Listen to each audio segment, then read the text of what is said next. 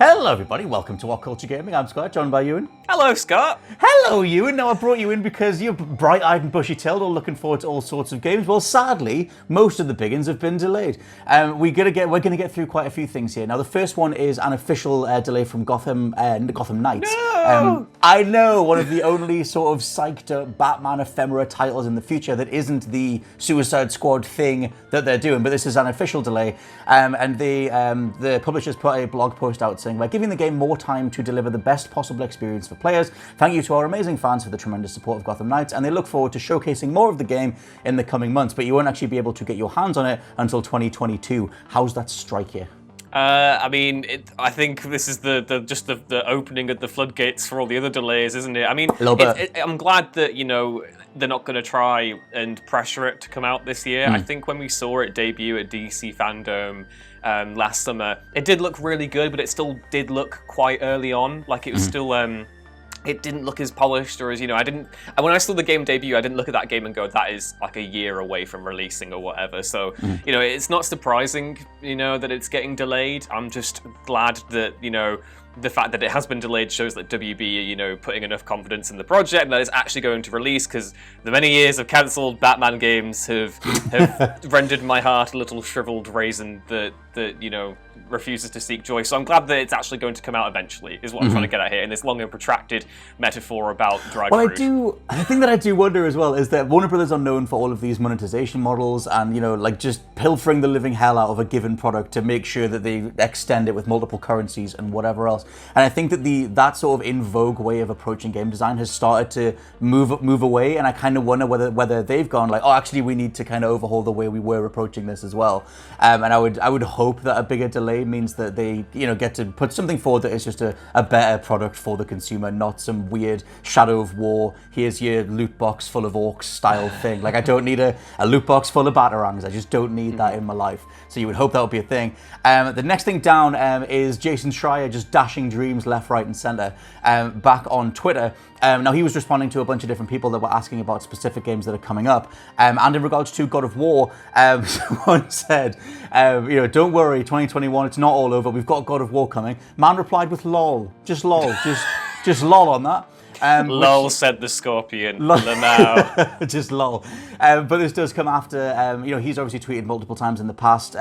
One of the tweets just saying that he had a big old bridge to sell to anybody who would be thinking that God of War was still coming in 2021. A bridge, a badge. Is it a typo? Is it a phrase that neither of us understand? We did talk about it before recording. We still don't know. But Jason Schreier has a bridge, and it's not God of War. So either way, he was replying. It's not the Bifrost. And he was replying about that, but there is wider stuff for God of War as well. The fact that Sony just aren't acknowledging it whatsoever across all of this year. The game was a total no-show at their February State of Play. Jim Ryan, the CEO, just isn't talking about it whatsoever. Last November, he was asked about the fact that it'll be releasing on PS5 and PS4, and he said he's got no to say about that today. So he hasn't weighed in on that whatsoever. Also in February, he was directly asked about it, just about the state of the game and what was coming across the rest of 2021. And he only addressed Horizon Forbidden West as something coming out in 2021. Well. So it doesn't look very good, but what's your thoughts on the old GOW? Yeah, when it got announced as coming this year, I was like, is it though? Like, was the full on, like, Chris Hemsworth, Thor Ragnarok, just like, is it really? I don't think this is going to come out this year, really? And I don't think so.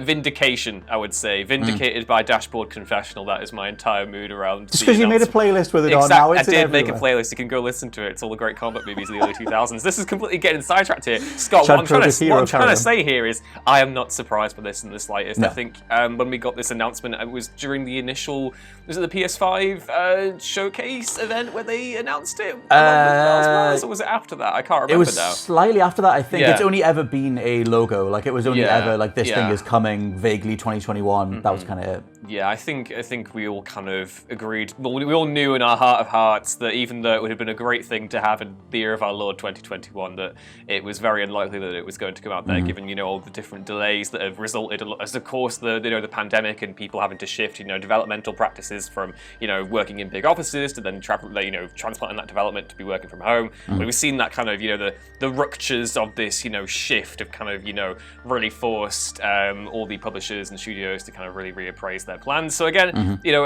to be expected, really. I think there is an interesting question to ask potentially, though, is whether or not there is a deliberate intent in announcing release dates or release windows prematurely, because that generated a lot of hype. As soon as you mentioned that God of War 2 has got the official announcement and that it's coming out in like 8 months or whatever, people are like, what? Like what? When in reality, maybe they're just doing that because they know it'll get that kind of reaction. Whereas if you were just going to announce, oh, God of War 2, it's coming out in a few years' time, maybe the reaction would still be big, but it wouldn't be as big as like, I can't believe they're going to drop God of War 2 in like 8 months or whatever. Yeah, I mean, there's there's still the harsh reality of Metroid Prime 4 is still something that's been announced and isn't coming. Bayonetta 3 is something that we know is coming. Elder Scrolls 6 is something that's been announced that isn't, anywhere close to coming out.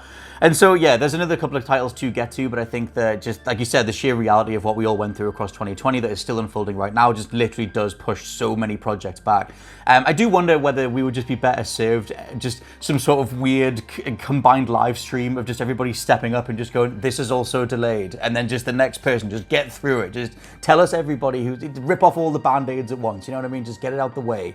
And then at least we all know that whatever we can sort of know is coming in 2021, and we can sort of brace for the hit for whatever's going to eventually be pushed back to 2022. Speaking of 2022, again with Mr. Jason Schreier just coming back in, just in case you got your hopes up a little bit too much, he's just got to just slide in there. Now this might, he's responding to somebody asking about Halo and Starfield, and his response was, I don't know about that. Which is an interesting way to phrase it. But if you sort of dive a little bit deeper, obviously with the state of Halo, 343 brought back in Bungie's Joseph Staten, one of the original project leads of the original Halo trilogy, to try and fix up Halo Infinite after the disastrous showing that it had last year. And the initial sort of window was delaying it until the end of this year.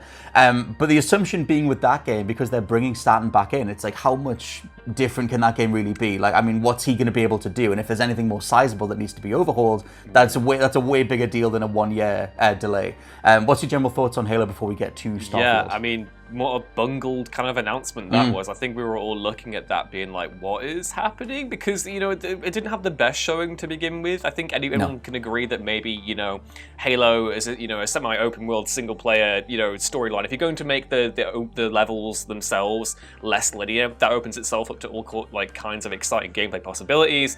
But that demo didn't really illustrate much to them. It just kind of looked like this weird thing of like Halo, but it's back in POG form. It's kind of the silent cartographer. Yeah. So, I mean, and then obviously, all the behind the scenes things that we've heard in the months since. So, yeah, again, I would not be surprised, because Halo has to be something that Microsoft get right. You can't have another situation where you drop the Master Chief Collection and a bunch of stuff doesn't happen again. We can't have that happening again. Halo needs to be Microsoft's flagship thing, and they need to get it right. So, yeah, I totally see them, delaying that thing into many years. Yeah, man. It's also the case where, like, when you look at the new Xbox Series systems adverts, they do include Halo, but it's just the Master Chief Collection. Tiny little logo in the corner. But the Master Chief Collection is, like, an incredible package at this point. They've managed to get all the matchmaking sorted. It is all of the games, including Reach, including ODST. And it is a nice just way to dive into it. If you want some Halo, it's a nice lot of Halo.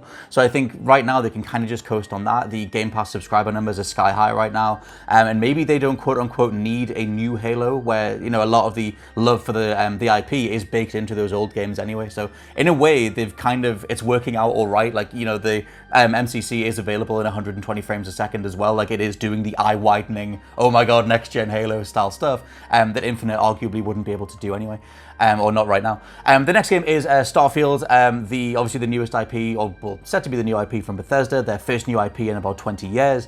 It's strange with this one because I feel like it's the thing that Bethesda need to sort of get back in the good graces of a lot of people after Fallout 76. Long rumored for 2021. But yeah, according to Schreier, just saying he doesn't know about it releasing this year, there is an interview from Todd Howard from February where he was asked about just how long Starfield's been in development, and he said about 2.5 to 3 years. They only started it in full-on active development after everything with Fallout 4 stopped. Oh, wow. So, like creating a new IP, creating this sci-fi universe, this whole, maybe it's got new game mechanics and whatever else, 2.5 years to 3 years, unless they're miracle workers, is not enough time for that anyway.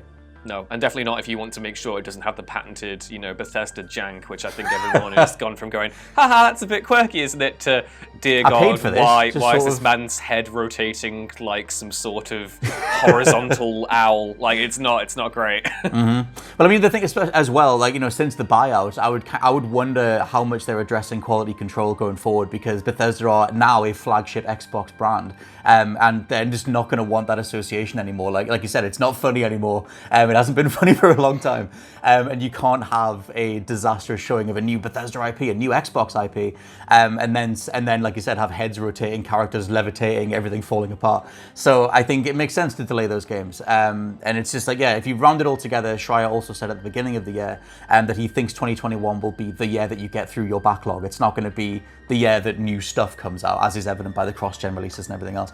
I guess closing thoughts. What are your closing thoughts as someone with a new console waiting for things to dive into?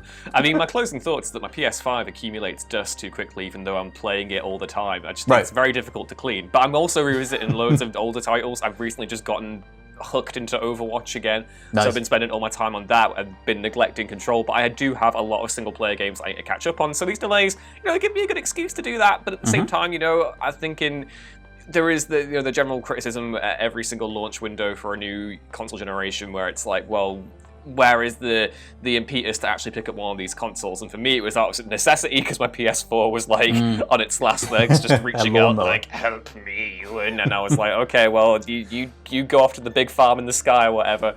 So yeah, I don't know. I think it's obviously great that that we're actually getting to a point now where these delays are announced, and the overriding sense from fans and players isn't one of upset or backlash or anger. It's fully consideration of the fact that these titles need to have development, as we've seen over the past few years, all the different problems we've seen in regards to crunch and everything else. It's good that there is a general support now from for these studios to take their time, really master the experience that they're crafting, and not come out with something that is Cyberpunk another 2077. Cyberpunk, And again, that's probably a big influence on all these too. Well, I mean, if Cyberpunk did any good, and I love that game, but that game, the absolute state that it was in on last gen consoles, the issues that it highlighted in regards to game development, that gives so much ammo to any set of devs to go, look, we don't want another one of these, and even some brass tacks number cruncher can look at that and go, oh god, you're right, we should delay this. And so I think that is going to happen even more across the board, but I guess we'll see what other titles get delayed across the year. But yes, let us know what you think down in the comments below of Gotham Knights, God of War, Starfield, and the other one I said, Halo. And for now, I've been Scott from WhatCulture.com, joined by Ewan. Bye! We'll catch you next time. Bye-bye. Bye.